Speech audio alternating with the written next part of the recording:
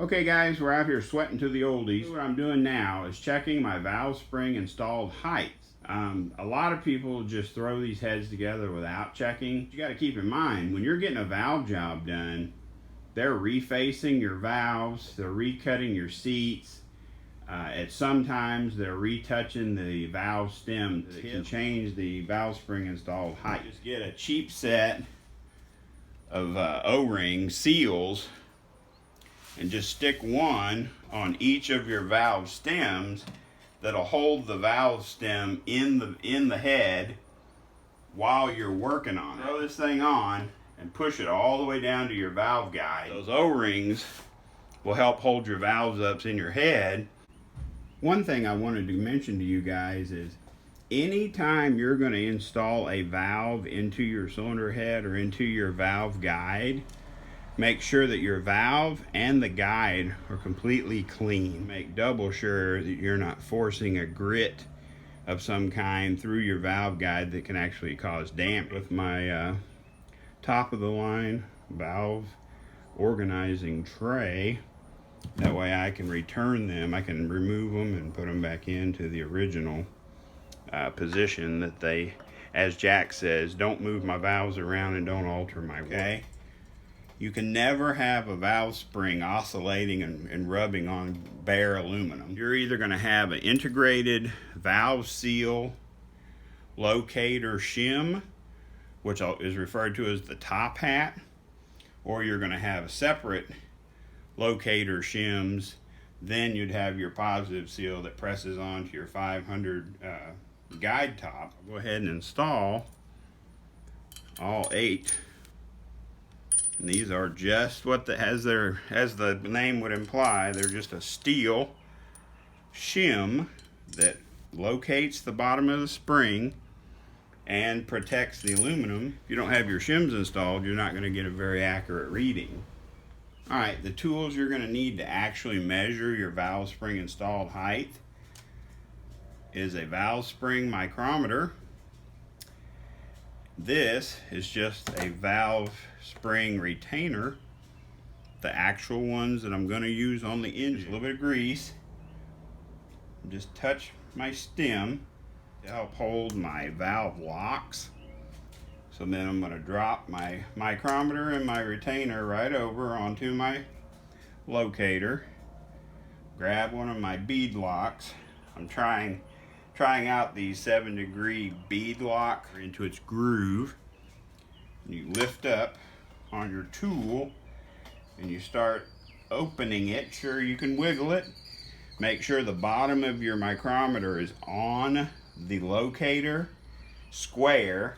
Make sure you're pushed away from this heavy casting inside the cylinder head, because that heavy casting can touch the side of your micrometer and give you a false reading. Open it, boom, as tight as you can get it. I mean, you're not trying to break anything, but as long as your valve is properly seated into the head, you got your locks seated into its receiving groove in the retainer.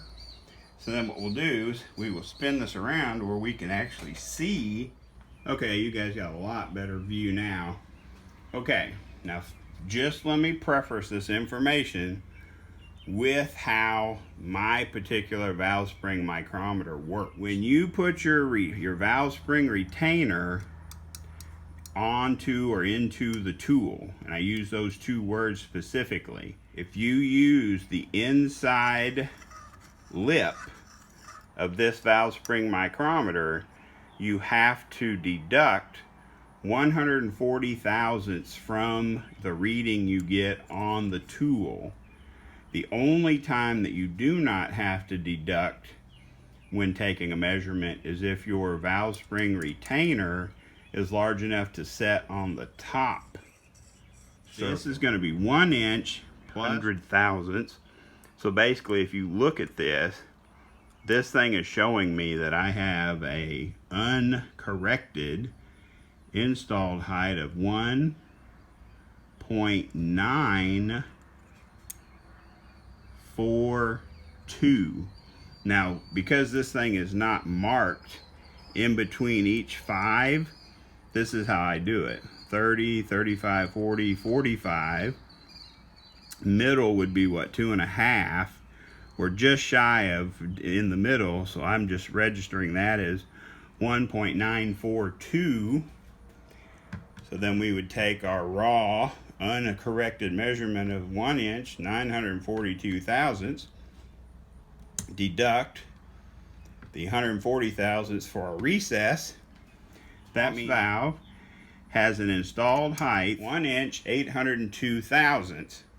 Now, LS valve springs from the factory are intended or designed, set up at a 1.800 installed height. They're not even 1/800 when they're brand new from the factory, let alone after a valve job and having work done to them. Let's say you were had 15 thousandths too much clearance, then you could put a shim underneath your locator and get it to a true 1/800 installed height. Well, the smallest valve spring shim they sell is 15 thousandths thick. So generally what they'll say is, as long as you're plus or minus 15 thousandths, you're good to go.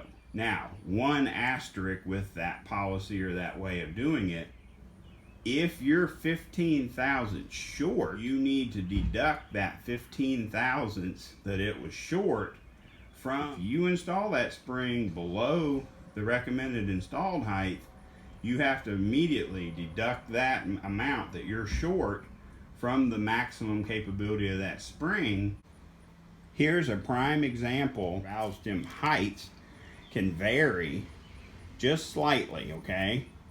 On my first head that I checked my valve spring installed heights, here's what I got. Looking at the first head, the most my installed height was off was plus 5 thousandths of an inch, which was way below what they recommend, you know, is acceptable, with as being perfect on 2, and with an average of maybe what, 3 thousandths short on my intake valve. So, but once I get these all completely assembled, we're going to throw them on the short block, and then we can start getting an idea how close we are, or if we need to make adjustments to our needed push rod length to make sure our valve train geometry is 100% where we want it to be. Well, I guess I'm going to go ahead and do some measuring on all the other 7 valves on this cylinder head.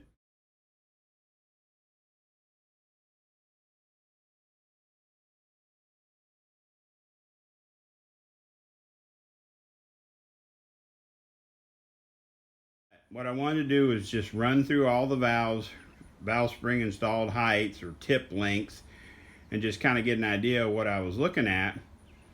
On the first head, everything was very consistent. I didn't have anything to really worry about, I guess you could say. On this cylinder head, I had another 802, which is fine. Here's an intake, 1 inch, 797 thousandths. Here's an intake, 1 inch, 797. Here's an intake, 1 inch, 797.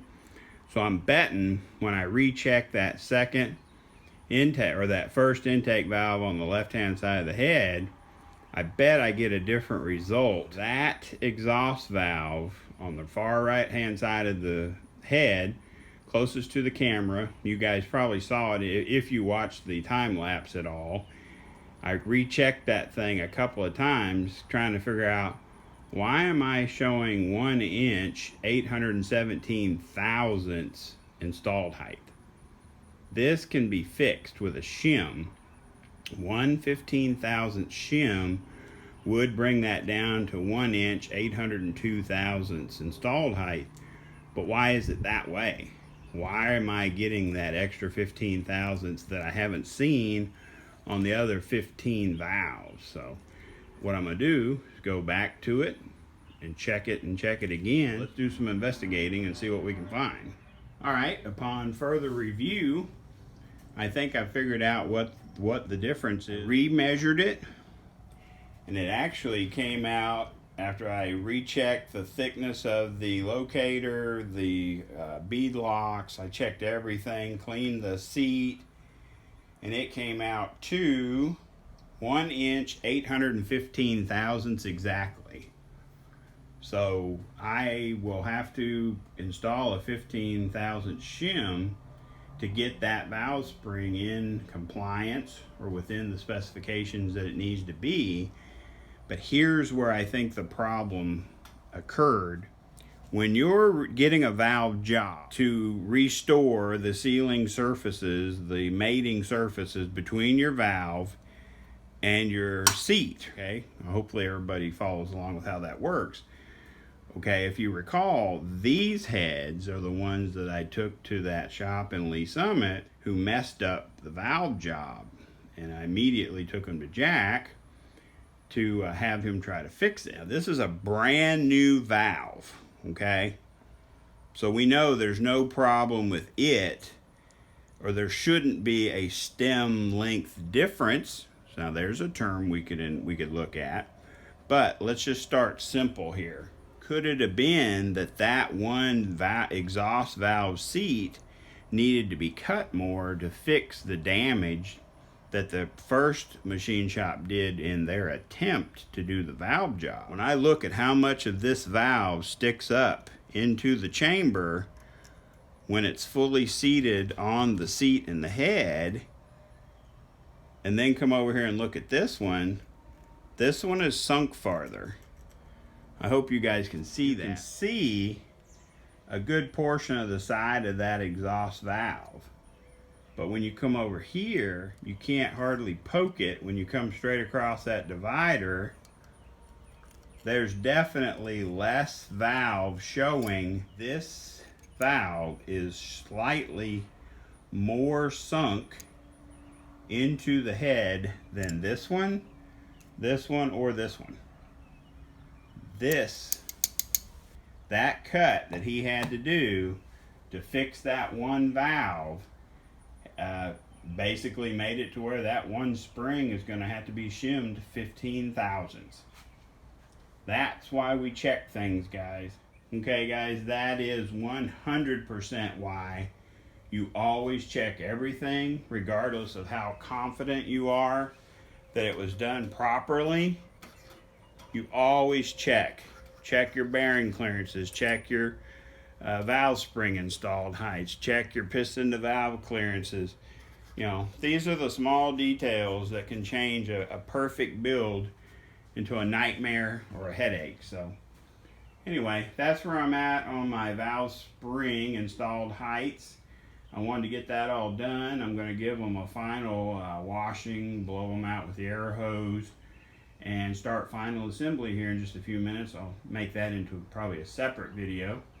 But I just wanted to kind of go through that process of checking those installed heights with the valves, the keepers, you know, locks, however you guys want to refer to them, the retainers. Use all the parts that you're going to use on final assembly and use them in the same hole that you're going to assemble the head. Make sure those things are right, because your cylinder heads are super important to making an engine make power. And also, if you don't keep them together, they can end an engine real fast. So, as always, guys, I appreciate you guys watching. Please like, subscribe, and share. Please go to my channel and go through all my other videos, because I have a lot of different videos you guys can search. See if there's any other topics you're interested in. As always, guys, I appreciate it.